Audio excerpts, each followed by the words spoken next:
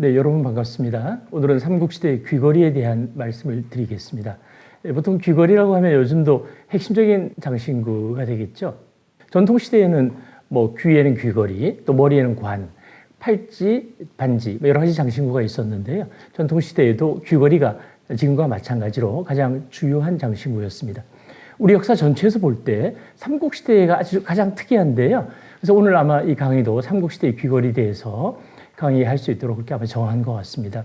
대개 이제 삼국시대라고 하면 북방에 부여, 고구려가 있었고요. 중부지방에 백제, 그다음에 중남부지방에 가야와 신라가 있었습니다. 그래서 삼국시대 여러 나라가 쟁취하던 그 시기에 당시 사회의 최고 엘리트층이라고 할까요? 왕족이나 귀족들은 자신들의 지위를 이렇게 장엄하고 또 돋보이게 하기 위해서 귀금속으로 만든 장신구를 사용했습니다. 그 가운데 가장 시대 양식을 잘 보여주는 것이 바로 귀걸이가 되겠는데요. 제가 지금 이 표지에 귀걸이 4점을 이렇게 한번 선정해 봤습니다. 제일 왼쪽에 보실 수 있는 게 이제 고구려 것이 있고요. 백제 거. 또 일본 열도에서 확인되고 있는 귀걸이가 있는데, 되게 이제 제일 오른쪽에 보시는 일본에서 나온 귀걸이는 한반도에서 만들어서 일본 열도로 전해진 것이 되겠습니다. 먼저 이제 귀걸이라고 하면 당연히 귀에 거는 것인데요. 아직 귀에 어떻게 걸었는지에 대해서 우리가 잘 알지 못합니다. 이제 중국이라든지 인골이 잘 나오는 그런 유적이 있어요. 그런 데서 보면 귀걸이는 대체적으로 그 망자의 귀 부분에서 나오는 것은 분명합니다.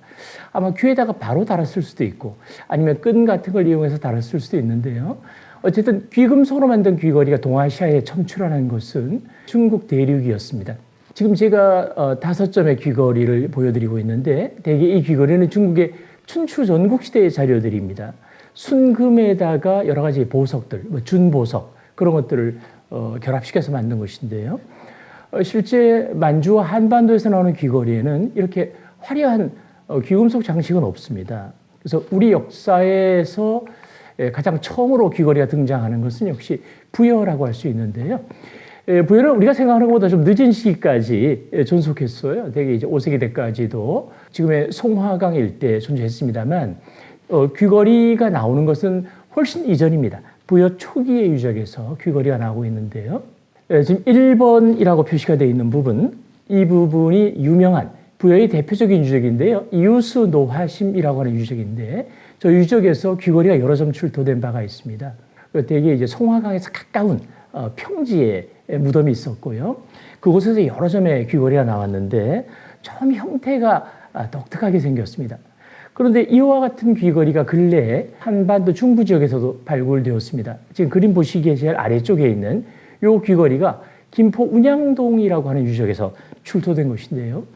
학자들마다 좀 연대 차이는 있습니다만 저는 되게 2세기나 3세기 언저리라고 생각하고 있습니다만 부여의 귀걸이가 한강변까지 내려온 그런 케이스입니다. 근데 이런 형태의 부여의 귀걸이는 현재까지 발굴을 해본 바에 따르면 아까 말씀드린 것처럼 주로 송화강 일대, 그다음에 압록강 일대에 집중적으로 분포하고 있습니다. 그러니까 이제 고구려의 귀걸이가 등장하기 이전에 이런 귀걸이가 먼저 아마도 우리 역사에 속하는 국가랄까요, 나라 그런 데에 지배 세력을 형성했던 일부 사람들이 사용했던 것입니다. 그래서 이와 같은 이제 귀걸이가요. 이거는 한 세트로 출토된 것이고 또 다른 무덤에서는 한 점만 발굴된 예가 있습니다. 지금 오른쪽에 있는 귀걸이하고 비교해 보면 조금 이제 차이가 있어서 처음에 이 귀걸이가 발굴되었을 때만 해도 많은 분들이 귀걸이인지 아닌지 좀 의심을 하는 견해가 있었어요. 저도 이제 그날 아침에 새벽에 집에서 잠을 자고 있었는데 신문사 기자 한 분이 저에게 전화를 하셨어요. 그래서 사진을 보낼 테니까 유물 좀 감정해 달라고 그랬으니까 보고 제가 과거부터 이제 오른쪽에 있는 유순화심 귀걸이에 대해서 관심을 가지고 있었기 때문에 지금 보시는 이 김포 운양동에서 나온 귀걸이가 아마도 한반도 중부 지역에서 나온 귀걸이 가운데 가장 오래된 자료다. 이런 이제 코멘트를 한 적이 있었어요. 저의 이제 코멘트에 대해서 많은 분들이 또 반대도 하셨습니다.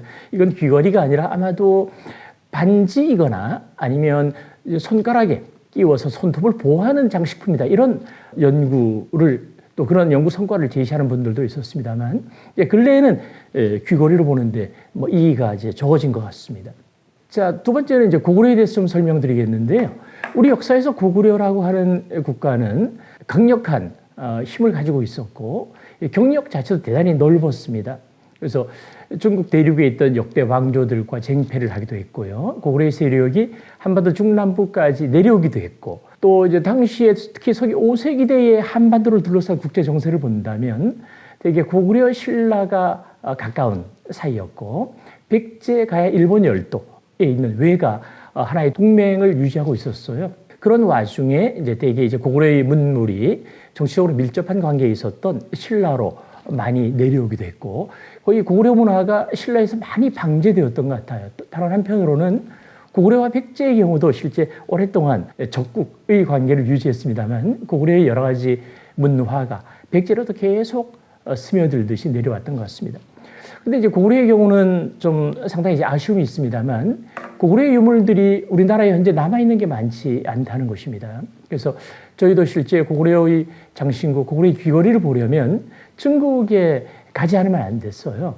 현재 지반이죠. 지안시라고 하는 곳. 그 일대에 고구려 유적을 보러 가더라도 고구려 유물 전시실에서는 볼 수 있지만 그걸 촬영하거나 하는 게 상당히 어려웠습니다. 또 고구려의 유물 가운데 많은 부분은 현재 북한에 있습니다. 그래서 평양의 조선역사박물관에 전시가 되어 있는데 주로 이제 사진을 보고 연구해야 되는 입장이라 좀 상당히 아쉽습니다. 그나마 이제 고구려가 일시적으로 현재의 한반도의 중원 지역입니다. 충주, 진천, 청원, 청주, 충주 이 일대를 영유했던 시기가 있는데, 그 시기에 고구려의 장신구 귀걸이가 한반도에서 많이 발굴되고 있습니다. 근래에는 춘천 중도에서도 두 점이 발굴된 사례가 있어서 그런 걸 통해서 고구려 귀걸이가 어떻게 만들어졌고 뭐 어떤 시대적 특징 또 어떤 변화가 있었는지 그런 걸 조금 이제 알아볼 수 있었습니다. 지금 보여드리고 있는 이 그림은 우리나라 삼국시대의 귀걸이가 대개 어떤 정도의 위상을 지닌 것인가를 좀 보여드리기 위한 것인데요. 제일 왼쪽에 제가 1번이라고 표시해 놓은 것이 대개 이제 백제가 되겠고요. 2번이 가야, 3번이 고구려, 4번이 신라입니다. 그래서 우리가 보통은 고구려, 백제, 신라, 가야 이렇게 보통 설명을 합니다만, 저는 이제 백제, 가야, 고구려, 신라 이렇게 배치를 해 놓았어요. 왜냐하면 백제의 귀걸이 그리고 백제의 귀금속 장신구는 그대로 가야로 전해집니다. 그리고 고구려의 귀금속 장신구 귀걸이는 신라로 전해지기 때문에 이렇게 표시해 놓은 것인데요. 귀걸이라고 하는 것은 당시에 왕족이거나 혹은 귀족들의 무덤에서 주로 출토되고 있습니다. 근데 귀걸이가 나올 경우에는 머리에 쓰는 금관, 금동관, 허리에 착장했던 금동제 허리띠, 또 발에 신겨주었던 금동신발 이런 거하고 세트로 보통 출토되고 있습니다. 그래서 대개 이 귀금속 장신구 가운데 귀걸이라고 하는 것은 사회 구성원 누구나 자신들의 뭐 미모를 뽐내거나 혹은 그 외모를 좀 드러내기 위해서 사용할 수 있었던 건 아닙니다. 그 사회의 최고의 지배층이 전유했던 그런 물품이라는 말씀을 드리겠습니다. 자, 그러면 고구려의 귀걸이에 대해서 조금 설명드리겠는데요. 지금 이제 사진에서 보시는 것처럼 현재의 북한 일대에서 많이 분포되어 있고요. 주로 평양이라든지 대동강 일대에 많이 분포되어 있습니다. 이 유물들은 주로 5세기 전반대 고구려가 국내성에서 평양으로 천도한 이후의 자료들이고요. 그 이전 자료들은 지안의 위치입니다만 이 일대에서 주로 출토되고 있습니다. 고구려의 귀걸이가 대개 지금 보시는 것처럼 아무 데나 여기저기서 출토되는 건 아니고요. 당시 고구려의 정치적 중심지에 주로 출토되는 것 같고요. 동해 안에서도 물론 이제 출토되었습니다만 조금 이제 뒤시기 자료가 되겠습니다. 자, 지금 보시는 것은 한반도 중부지방에서 출토되고 있는 고구려 귀걸이인데요. 지금 이제 서울의 능동이라고 하는 데서 비롯해서요, 쭉 선상으로 내려오면서 이제 고구려 귀걸이가 분포하고 있습니다. 가장 남쪽에 분포하고 있는 것은 청원의 남성골이라고 하는 유적이고요. 바로 금강변이 되겠습니다. 375년에 고구려가 백제의 왕도인 한성을 함락시키고 그야말로 물밀듯이 내려왔죠. 당시에 백제의 계로왕은 이미 전사했고요. 계로의 동생인 문주가 신라의 지원을 얻고 백성들을 데리고 급하게 웅진으로 천도하던 바로 그 시점입니다. 그러니까 거의 백제 왕도의 목을 죄는 듯한 곳까지 고구려가 내려왔고, 그러한 흔적들이 고구려 귀걸이가 그곳에 간헐적으로 출토되면서 드러나고 있습니다. 바로 이런 귀걸이들인데요. 조금 이따가 큰 사진을 조금 보여드리도록 하겠습니다. 제작지 자체가 이런 귀걸이들은 되게 한반도 중부 지역에서 만들어진 것은 아니고 대부분 다 현재의 평양, 즉 고구려의 왕도에 있었던 왕실 공방에서 만든 것들이 되겠습니다. 좀 특별한 것은 강릉이라든지 혹은 경주에서도 나오는 것인데 강릉 병산동에서 나온 이 귀걸이는 조금 이제 앞으로 검토가 필요한데 저는 만드는 기법으로 보면 고구려 산이 아닌가 이렇게 생각을 했고요. 신라의 왕비의 무덤인 황남대청 북분에서는 메이드 인 고구려라고 할 수 있는 고구려에서 만든 귀걸이가 출토된 바가 있었습니다. 자, 이것은 이제 근래에 중국에서 공개했던 도록을 제가 이제 촬영한 것이라서 사진이 아주 좋은 편은 아닙니다만 지안시에 있는 여러 고구려 고분군들이 있습니다. 그 가운데 제대로 발굴된 것은 아니고요. 고고학자들이 지표조사를 통해서 채집한 귀걸이들이 되겠습니다. 그래서 고구려 귀걸이는 대개 지금 보시는 것처럼 이렇게 고리가 아주 굵은 것이 특징입니다. 그래서 학자들은 이런 것을 태환이식이라고 부르는데요. 태환이식은 백제나 대가야, 금강가야는 없어요. 그러니까 태환이식은 주로 고구려하고 신라 스타일이라고 볼 수 있겠고요. 그 다음에 백제와 대가야는 세환이식이 주로 사용되었습니다. 물론 고구려와 신라에도 세환이식도 있습니다. 그러니까 세환이식 플러스 태환이식이 고구려 신라라면 백제나 대가야는 세환이식만 있다 이렇게 보시면 되겠습니다. 그래서 왼쪽에 보시는 이런 귀걸이는 아래쪽이 추처럼 이렇게 장식이 되어 있고요. 오른쪽은 하트 형태의 달개가 여러 개가 매달려 있는 이런 형태가 되겠습니다. 그래서 고구려 귀걸이는 형태상으로 본다면 이렇게 두 가지로 구분된다 이렇게 말씀드릴 수 있겠습니다. 자, 고구려 귀걸이의 구조를 잠깐 제가 보여드리는 것인데요. 이 귀걸이는 강원도 춘천에 있는 중도 유적, 그 레고랜드와 관련된 발굴이었죠. 중도 유적에서 발굴된 전형적인 고구려 귀걸이입니다. 조금 전에 보셨던 그 이 왼쪽의 귀걸이하고 이 귀걸이를 비교해 보시면 상당히 비슷하다 이런 느낌이 있을 텐데 지금 보시는 귀걸이가 조금 더 사이즈가 큰 편입니다. 그래서 고구려 귀걸이는 초기에서 후기로 가면 갈수록 사이즈가 조금씩 커지는 그런 특징을 보여주고 있습니다. 그래서 지금 이 그림을 보여드리는 이유는 위쪽에 둥근 이제 고리가 있고요. 그 아래쪽에 이렇게 고리가 하나 더 있습니다.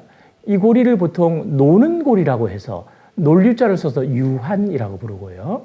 그 다음에 조금 더 이제 내려오게 되면 가운데에 이렇게 축구공처럼 생긴 장식이 있습니다. 이런 구체가 있고 아래에 그 저울 추처럼 생긴 이런 장식이 있습니다. 그래서 이런 형태의 장식 같은 귀걸이가 어디서 발굴되었다?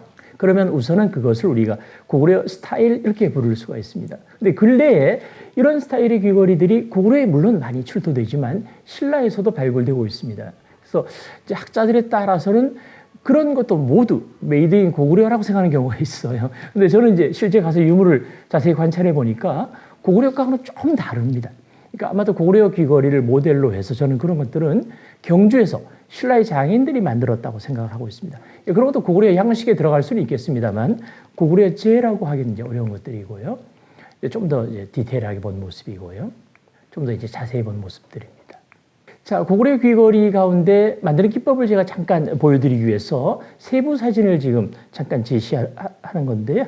자, 이 귀걸이는 한반도 중부 지역에서 나온 고구려 귀걸이인데 측면을 사진을 촬영한 곳입니다. 보시면 얇은 금판을 둥글게 말았고 이제 중간에 접속 부위가 있지 않습니까? 거기에다가 작은 고리가 보통은 12개 정도, 12개 이상 되는데 저런 것을 땜질로 붙여서 연결한 것입니다.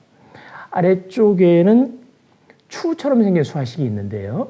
이거 이제 깨진 것을 과거에 본 적이 있었는데 속이 비어 있습니다. 이 경우에도 이제 속이 비어 있어요. 그러니까 귀걸이를 잘 만들고 이제 공예품을 잘 만드는 사람은 최소한의 금을 들여서 가장 크고 화려하게 만드는 것이거든요. 그런 측면에서 이 귀걸이도 고구려의 전성기의 귀걸이다 이렇게 보시면 되겠습니다. 이 고리 속은 물론 당연히 이제 비어 있는 것이고요. 자, 이 귀걸이도 역시 이 한반도 중부 지역에서 나온 귀걸이를 이제 직접 가서 보고 제가 이제 과거에 국립경주박물관에 근무할 때 이런 귀걸이들을 다 이제 모아서 검토하고 그런 적이 있었습니다. 그 당시에 제가 자세히 봤더니 이런 경우도 보면 이렇게 접합 흔적이 있지 않습니까? 그래서 하나하나 여러 개의 부품을 가지고 만들었는데 고구려 사람들, 특히 고구려의 장인들의 특징은 부품을 고리로 연결하는 것보다는 이렇게 땜질로 연결하는 게 조금 이제 고구려적인 특징이다 이렇게 보실 수가 있습니다. 그래서 고구려 백제 신라 가야의 귀걸이를 놓고 이렇게 비교해 보면 고려 귀걸이가 좀 묵직하고 둔탁하고 저는 이제 개인적으로 그런 느낌을 많이 받고 있습니다. 지금 이 그림에서 제일 왼쪽에 있는 것이 춘천 중도에서 발굴된 것이고 오른쪽에 있는 것이 지안에서 발굴된 것이고요. 세 번째 것이 평안도에서 발굴된 것이고 네 번째가 충북 지역에서 발굴된 것입니다.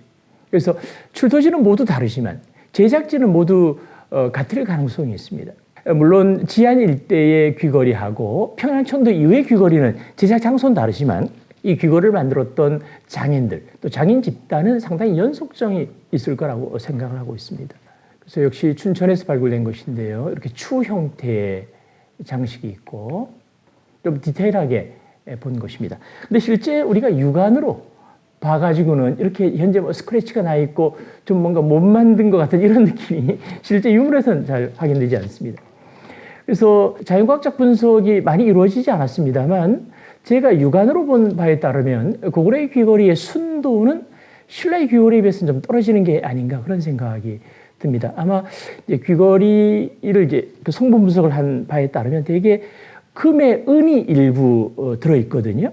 그래서 가야 같은 경우에는 심할 경우에는 금 50%, 은 50% 이런 경우도 있어요. 그래서 우리가 이제 금을 순도를 이야기할 때 24K, 22K 이렇게 설명을 하잖아요. 대개 이런 것은 아마 18K에서 막 21K, 22K 그 언저리가 되지 않을까 그렇게 생각을 하고 있습니다. 자, 춘천 중도에서 나온 것인데요. 귀걸이가 무덤에 나올 때 원래는 두 개가 한 세트입니다만 세월이 지나면서 한 점만 나오는 경우도 있고 또 일부 부품이 결실된 경우도 있어요. 만약에 왕족이라면 그런 걸 바로바로 수리했을 텐데 멀리 있는 사람이 그런 걸 입수했을 경우에 그게 대단히 어려운 것입니다. 자, 고구려 귀걸이 가운데 가장 늦은 시기의 귀걸이가 제천교동이라고 하는 유적에서 한 3, 4년 전에 발굴된 예가 있습니다. 그래서 대개 아마 이 귀걸이는 서기 7세기대가 아닌가 그렇게 생각하고 있고요. 고구려 귀걸이는 연대로 보면 대개 서기 5세기 초, 빠르면 4세기 말, 5세기 초에 만들어지기 시작해서 고구려 멸망기까지 계속적으로 제작되었던 것 같습니다. 그리고 이제 고구려의 귀걸이 스타일 이런 것은 바로 발해로 연결이 됩니다. 그래서 발해가 고구려 문화를 계승했다라고 할 때도 발해 초기의 귀걸이가 고구려 귀걸이하고 상당히 유사하다는 점에 주목하고 있습니다. 자, 고구려 귀걸이 중에서 가장 화려한 것이 현재 우리나라 국립중앙박물관에 소장되어 있습니다. 지금 보시는 이 귀걸이인데요. 지금 보시는 것처럼 고리는 전형적인 고구려의 태화니시 되겠습니다. 노는 고리가 있고요. 아래쪽에 둥근 구슬이 있는데 구체가 있는데 물론 속이 비어 있습니다. 근데 그것의 표면에 지금 보시면 약간 오돌토돌하게 뭔가 장식이 보일 텐데 저것이 바로 누금세공이라고 하는 것입니다. 금 알갱이를 여러 번 이렇게 잘라서 그걸 다시 열을 가하면 이제 금 알갱이가 동글동글해지거든요. 물이 동글동글 이렇게 맺히는 것처럼요. 그걸 다시 냉각을 시키면 자그마한 금구슬을 만들 수가 있습니다. 그 금구슬을 귀걸이 표면에 이렇게 붙여서 화려하게 꾸민 것이죠. 이런 것을 우리가 누금세공이라고 하는데 고구려 귀걸이 가운데 누금세공이 베풀어진 유일한 자료가 되겠습니다. 그래서 아마도 이런 귀걸이의 존재로 본다면 고구려의 경우도 백제나 신라와 마찬가지로 아주 다양하고 수준 높은 금속공예 기술을 가지고 있었을 것이다. 그렇게 볼 수가 있겠습니다. 자, 지금 보시는 것은 이제 고구려 귀걸이를 어떻게 평가하면 좋을까에 대해서 제가 이제 조금 고민해 본 것인데요. 이 그림의 맨 위쪽에는 고구려를 대표하는 귀걸이 세 점이 있습니다.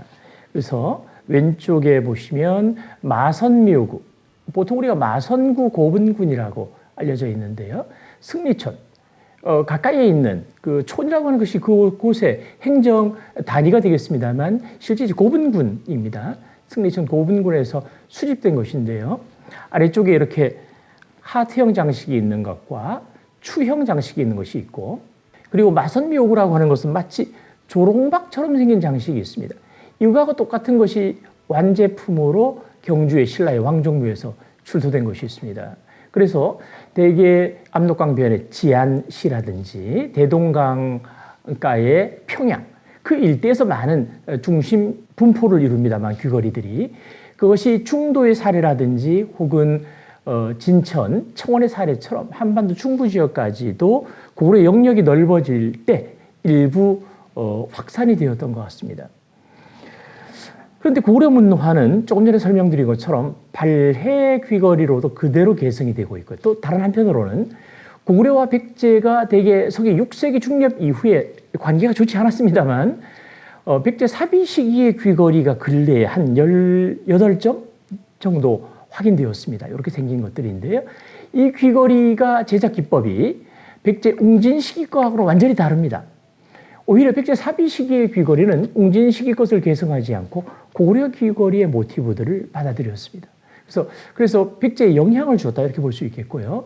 오른쪽에 보시는 것은 신라 고분에서 발굴된 귀거리들인데 제일 왼쪽에 있는 귀거리의 경우는 고구려에서 만들어서 신라로 전해진 것이죠. 아마도 신라의 왕비의 무덤에서 나온 것을 본다면 국가와 국가 간의 외교 관계에 수반된 일종의 선물이랄까요, 해증 물품이랄까, 그런 것이 되겠고요.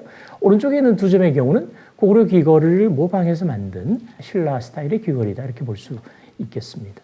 자, 다음은 이제 백제의 귀거리에 대해서 좀 설명드리겠는데요. 그래서 우리 역사에서 백제의 경우는 좀 독특합니다. 그 백제의 위치 자체가 서해 면회에 있었기 때문에 중국 문화도 일찍 좀 받아들였고요. 또 고구려하고 접해 있었고 서해를 통해서 또 북방의 문물도 지속적으로 받아들였습니다. 그래서 백제의 경우는 한반도 삼국시대의 그 어느 나라보다도 외래 문화를 적극적으로 쉽게 수용할 수 있었던 그런 여건을 가지고 있었다 이렇게 볼 수 있겠고요.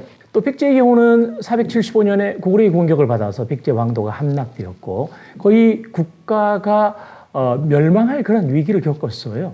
그래서 475년에 공주, 당시 웅진이죠. 웅진으로 천도를 했었고 63년간 힘을 축적해서요. 538년에 백제 마지막 왕도였던 사비로 도읍을 옮겼습니다. 그래서 백제의 문화는 대개 이렇게 크게 왕도가 어디에 있었느냐에 따라서 구분이 됩니다. 귀거리도 역시 마찬가지인데요. 근래 백제 한성 시기 귀거리들이 많이 늘었어요. 과거에 제가 국립공주박물관에 근무했었는데 1990년대죠. 그때만 하더라도 백제의 귀거리라고 하면 무령왕릉에서 출토된 귀거리가 거의 전부였어요.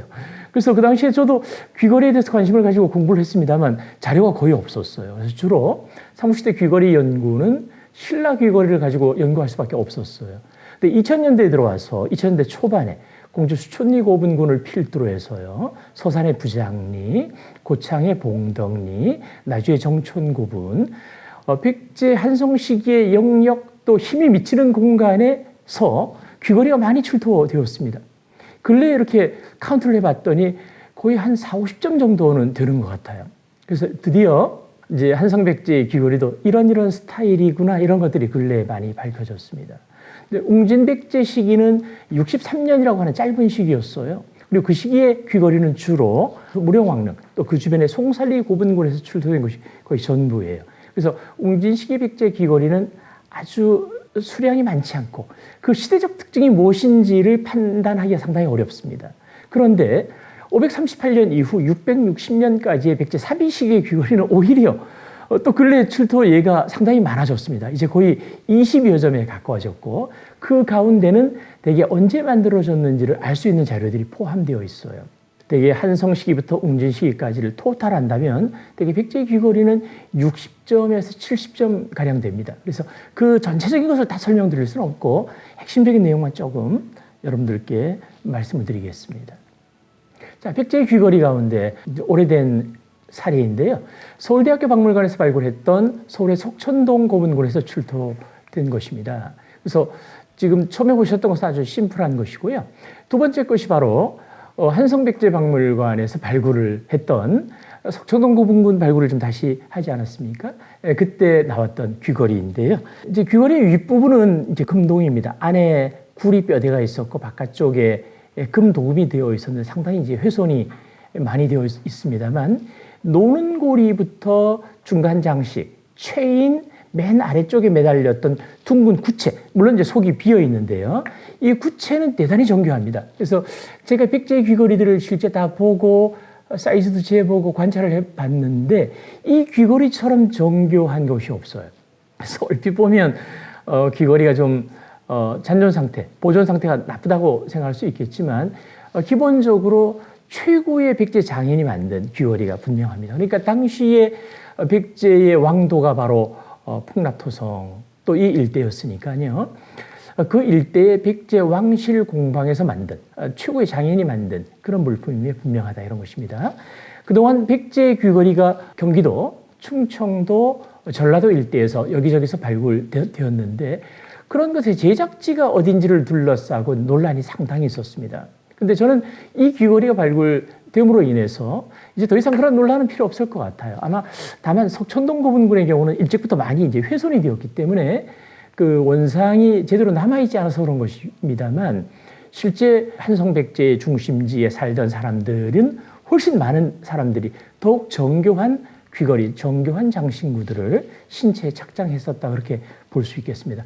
오른쪽에 보시는 유물들은 일부 중국에서 만든 허리띠라든지 그런 것들이고요. 아마 이것은 선비족 왕조, 아마 전현에서 만들어서 가져왔거나 전현에 영향을 받았던 귀걸이의 부품이 아닐까 이렇게 생각하고 있습니다. 자, 조금 이제 크게 본 것이고요. 자, 지금 이제 왼쪽에 보시는 이 귀걸이가 처음 있을 때 백제의 귀걸이가 과연 어디서 왔을까? 그런데 조금 이제 많은 분들이 고민을 했었어요. 이제 학자들이 주목했던 것이 바로 오른쪽에 있는 이 귀걸이였습니다. 그래서 이 귀걸이의 구조를 보시면 위에 둥근 고리가 있고요. 체인이 있습니다. 아래쪽에 하트 모양의 장식이 있는데 지금 이 귀걸이는 전현 혹은 이제 중국 학자들 가운데도 부여의 무덤이라고도 이렇게 부르는 분들이 있습니다. 그 중국의 북표라고 하는 도시입니다. 요녕성에 거기 라마동이라고 하는 고분군이 있는데 거기서 발굴된 것입니다. 그래서 위에 둥근 고리가 있고 노는 고리가 있고 체인이 있고 그 다음에 약간 원형에 가깝습니다만 이런 구조는 비슷하기 때문에 오른쪽 귀걸이에 영향을 받아서 왼쪽 귀걸이에 만들어졌다 이렇게 볼 수도 있겠지만 제가 실제 이 유물을 자세히 검토해 보니까 만드는 방법이 전혀 달라요. 그래서 석촌동 귀걸이의 계보를 라마동에서 바로 찾기는 어렵다 이렇게 볼 수 있겠고요. 되게 그 3년의 귀걸이는 이런 게 뭐 일반적인 건데 조금 이제 차이가 있습니다. 석촌동에서 이제 근래 발굴됐던 이런 귀걸이들 보시면 가운데 부분에 있는 이 장식, 고리를 연결해서 만든 일종의 입방체 같은 것인데요. 이것은 중국 현재 그 지안에 있는 그 고려 고분군에서 나온 거하고 같은 것입니다. 그 다음에 이것은 약수리 벽화고분, 현재 북한이죠. 약수리 벽화고분에서 발굴된 귀걸이, 5세기대 귀걸이인데 하고 비슷합니다. 그래서 저는 백제의 귀걸이의 뭐 모델이랄까 계보가 3년일 수도 있겠지만 직접적으로는 고구려가 아니겠나 이렇게 근래에 생각을 하고 있습니다. 자, 백제의 귀걸이는 대개 이런 금속 공예품들하고 같이 나오는 것이죠. 그러니까 결국 귀걸이를 소유할 수 있는 사람들 가운데는 대개 백제 사회의 최상층부를 구성했던 이런 인물, 이런 금동관을 소유할 수 있었던 인물들이다. 이렇게 볼 수 있겠습니다. 백제 귀걸이가 근래에 여기저기서 많이 발굴되고 있습니다.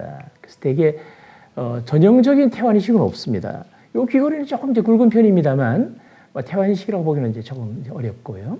그래서 보시면 고리가 이렇게 비틀어서 꼽은 것도 있고 그 둥근 것도 있고 속이 비어 있습니다. 이런 귀걸이는 비어 있으면서 조금 이제 굵은 것들도 있고 다양한 귀걸이가 근래에 백제 유적에서 많이 발굴되고 있습니다. 그래서 지금 이제 보시게 되면 이 6점의 귀걸이는 각각 좀 달라 보입니다. 그래서 각각 다르기 때문에 이것을 하나의 양식으로 설정할 수 있을까 그렇게 생각할 수 있겠지만 이 6점의 귀걸이와 신라의 귀걸이를 모아두고 비교해 보면 차이가 대단히 현격합니다. 그러니까 결국 이 6점 사이에 약간의 차이는 있지만 이 귀걸이는 신라의 귀걸이와 비교해 본다면 백제적 특색을 잘 갖추고 있는 귀걸이다. 그래서 이런 것을 백제 스타일이다 이렇게 표현할 수가 있겠습니다. 한성식의 백제의 귀걸이 가운데 가장 정교한 사례입니다. 5세기 전반대의 자료임에도 불구하고 지금 보시는 것처럼 아까 우리가 이제 고구려의 그 귀걸이 잠깐 보여드렸는데 그것처럼요. 중간 장식에 아주 자그마한 금 알갱이를 이렇게 다닥다닥 붙여서 화려하게 꾸몄습니다. 그래서 이러한 것은 보통 이제 귀걸이라든지 금속 공예품들의 경우를요. 만든다고 할 때 처음부터 이렇게 잘 만들기 쉽지는 않습니다. 공인들이 스스로 기술을 개발해서 이렇게 만들기까지는 대단히 많은 시간이 소요되는 것이죠. 시행착오도 필요하고요. 근데 이 귀걸이를 만드는 금이라고 하는 것은 대단히 희귀한 재료이기 때문에 시행착오가 허용되지 않아요. 그래서 백제 유적에서 초기의 금속공예품 귀걸이 중에서 아주 대단히 존경한 게 많다는 것은 저는 이제 어떻게 해석하냐면 그런 귀걸이 문화가 이미 만이한 지역에서 장인들이 직접 와서 기술 지도를 했거나 아니면 그네들이 만들어준 것들이 상당히 포함되었을 수 있겠다 이렇게 보는 것이죠. 그래서 아마도 고구려 장인의 손길이 이런 경우에는 가미되었을 수 있겠다 이렇게 보는 것입니다.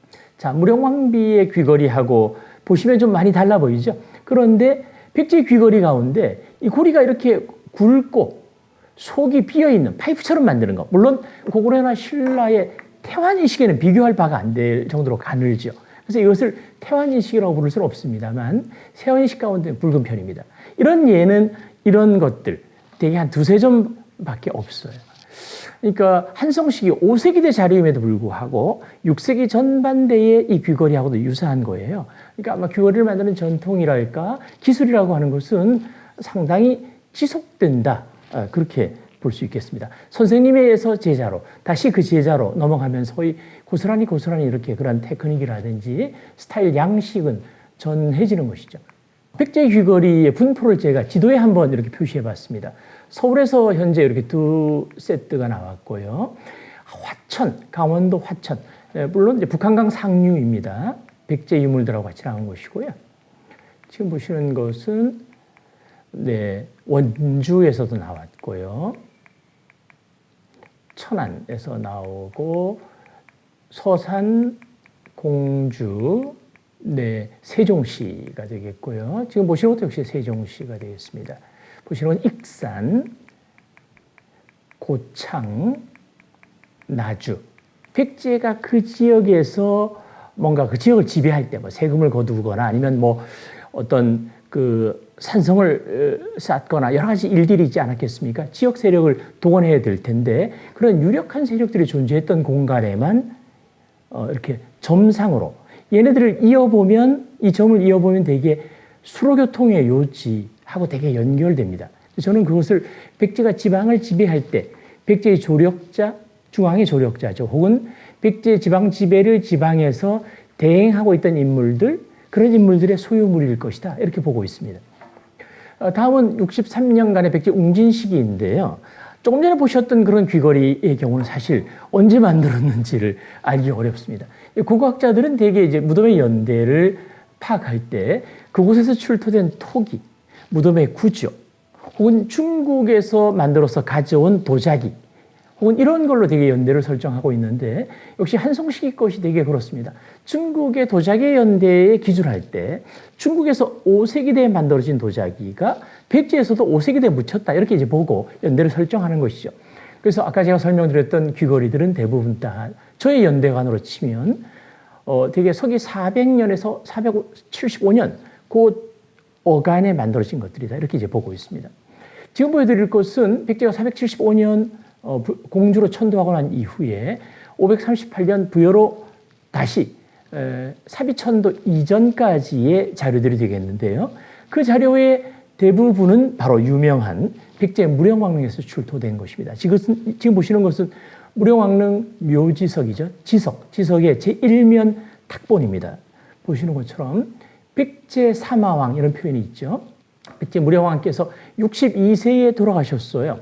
그리고 돌아가신 지 27개월이 경과하고 난 이후에 그러니까 525년에 무덤에 모셔졌습니다. 그렇다면 이 무덤에서 발굴된 무령왕의 귀걸이가 있습니다. 이 귀걸이는 언제 만들어졌는지를 알 수 없어요. 근데 무령왕이 501년에 즉위했으니까 아마도 그 언저리에 만들어졌을 가능성이 있다 이렇게 볼 수 있겠고 어쨌든 523년에 돌아가셨고 525년에는 무덤에 모셔졌으니 늦어도 525년 이전에는 만들어진 것이다. 이런 연대를 우리가 설정할 수 있는 거예요. 그래서 삼국시대 귀걸이 혹은 삼국시대 동아시아 그러니까 서기 5세기, 6세기대 주로 이제 6세기대 동아시아의 귀걸이 가운데 이거하고 비슷한 게 있으면 아마도 그런 것의 연대를 결정할 때 이 자료가 굉장히 도움이 될 수 있죠. 근데 이 귀걸이에는 특히 중간에 수리한 흔적이 있습니다. 왕의 귀걸이를 수리했다는 조금 이상할 것 같은데요. 저도 이제 그 의문을 풀어보기 위해서 모형을 만들어서 새로 조립도 해봤는데 만약에 저걸 저렇게 수리하지 않고서는 어떻게 방법이 없어요. 중간에 이 복잡한 구조물들을 모두 해체하지 않으면 이 펜던트 하나를 새로 달기가 없는 그런 구조예요. 저는 이제 근래 논문을 쓴 적이 있는데요. 이 귀걸이를 만들 때 신라적인 요소가 일부 가미되었다. 이렇게 생각하고 있습니다. 지금 보시는 것은 무령왕비의 귀걸이인데요. 무령왕비의 귀걸이의 경우는 좀 독특합니다. 지금 사진이 좋은 사진이 없는데 이렇게 안에 유리구슬이 들어있는 것들입니다. 이것도 이제 무령왕릉과 송사리 고분군에서만 출토되는 주로 백제 웅진 시기 귀걸이의 특징 가운데 하나가 되겠습니다. 이런 귀걸이가 백제 사비 시기의 유적에서 발굴되고 있습니다. 귀걸이의 이제 중간 부분과 아랫 부분인데요. 부여의 능살리, 능안골이라고 하는 유적에서 발굴된 것인데 지금 제일 윗부분, 중간, 아래쪽이 모두 댐으로 만들어졌습니다. 중간에 구체가 있는데 이 구체도 속이 비어 있는 것인데요. 자, 이것이 능안골 32호에서 한 점이 발굴되었고요. 근래 이 귀걸이가 비슷한 것들이 10여 점 유적에서 발굴되었습니다.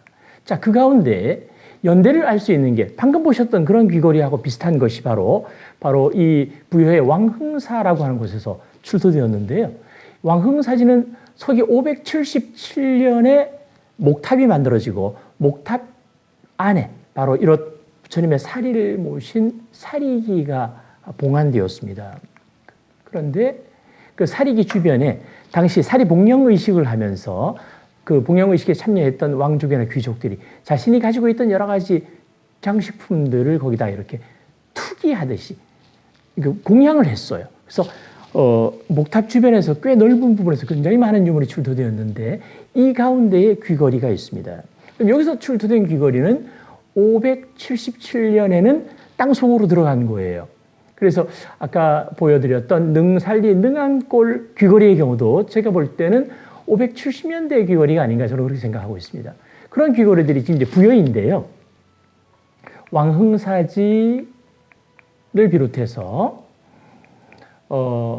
관북리, 또 염창리, 또 여러 곳에서 출토되고 있습니다. 주로 사비 시기의 귀걸이는 백제의 왕도였던 현재 부여 일원에서 주로 출토되고 있습니다. 그런데 지역적으로 본다면 물론 부여가 가장 많고요. 백제 지방에서도 한두 점씩 이렇게 간헐적으로 출토되고 있습니다. 은제 간식과 같이 출토되기도 하고요. 멀리 바다 건너 일본에서 발굴되는 케이스도 있습니다. 일본의 오카야마 오카야마시에 있는 야하다 오츠카 2호라고 하는 고분에서도 메이드 인 백제죠. 백제 물건이 출토되었습니다. 그런데 야하다 오츠카 2호 이 무덤의 주인공은 아마도 당시에 백제에서요, 이렇게 일본까지 갈 때, 세토나이를 지나가지고 갈 때, 여기가 아주 해상교통의 중심지입니다. 그래서 거기에 6세기 후반대 무덤에서 출토된 것입니다. 자, 지금 보여드리는 것은 이제 백제의 귀걸이 가운데, 주변 지역, 외부에서 발굴된 사례를 조금 이제 보여드리겠는데요. 백제와 가야는 대단히 이제 가까운 사이였다는 말씀을 드렸는데, 백제에서 대가야를 구성했던 중심지는 물론 고령입니다만 합천의 다라라고 하는 세력도 대가야권의 핵심적인 세력 가운데 하나입니다. 그 가운데 6세기 전반대의 무덤인 M11호라고 하는 무덤에서 바로 이런 귀걸이가 발굴되었습니다. 중간의 구조, 여기 속에 이제 유리구슬이 들어있는데요. 무령왕비 거하고 마찬가지, 뭐 의장이랄까요? 그런 것이고요. 속이 조금 굵은 이 파이프, 물론 속이 비어 있습니다. 그 다음에 아래쪽에 여러 가지 이 수화식들, 장식들에 만드는 기법, 조립 기법이 무령왕비의 귀걸이하고 대단히 유사한 것이 특징입니다. 보고서에 실려 있는 그림인데요. 실제 무령왕비의 실축도하고 비교해보면 상당히 유사하다. 그러니까 이런 것을 대가야에서 만들었다라고 보기 어려운 게 대가야는 이미 대가야 스타일의 귀걸이가 만들어지고 있었어요. 그래서 이것은 아무래도 백제에서 완제품이 간 것이다 이렇게 볼 수 있겠고요. 지금 보시는 것처럼 무령왕비의 귀걸이입니다. 중간에 이렇게 유리구슬이 들어있고 이런 만드는 기법 자체가 조금 전에 보셨던 옥전 귀걸이하고 상당히 유사한 것입니다. 재작년에 발굴된 것입니다. 공주 수촌리에서 발굴된 것이 대가야 귀걸이하고 조금 비슷하거나 혹은 일본의 에다 후나야마라는 고분에서 출토된 것인데요. 세부적으로 보면 차이가 있습니다. 크게 보면 비슷하고요. 그래서 아마도 백제의 귀걸이를 모방해서 만든 것들이 아닌가 그렇게 생각을 하고 있습니다. 역시 이제 완제품인데요. 아까 보여드렸던 거하고 제일 오른쪽에 있는 것은 일본의 시가현에 있는 카모 이나리야마 고픈이라고 하는 일본의 전방 후원분에서 발굴된 것인데요. 역시 저것도 백제산이 되겠습니다. 그러니까 백제는 좀 약간 글로벌했거든요. 그래서 가야뿐만 아니라 신라, 정치적으로 사이가 안 좋았습니다만 신라하고 또 일본 열도하고도 관계가 좋았기 때문에 백제에서 만든 이런 완제품들이 광역의 분포를 보이면서 출토가 되는 것이 되겠습니다. 자, 이것은 근래에 나주 정촌에서 발굴된 것인데요. 역시 일본의 구마모토 현에 있는 다이보라는 고분에서 출토되었습니다. 6세기대의 무덤인데요. 역시 백제산 완제품이 되겠고, 아까 잠깐 보여드렸던 사진 중에서 큰 사진입니다. 일본 오카야마에 있는 야하다 오츠카 2호라는 무덤. 제가 한 7년 전에 직접 가서 이제 조사를 하고 유물을 계측하고 자세히 이제 관찰해 봤습니다만 보면 볼수록 일본 열도에서 나오는 일반적인 귀걸이하고는 이제 확실히 다릅니다. 그래서 이제 백제산 완제품이라는 것을 확인했고요. 그래서 이제 별도의 원고를 써서 일본에 이제 보고를 했습니다.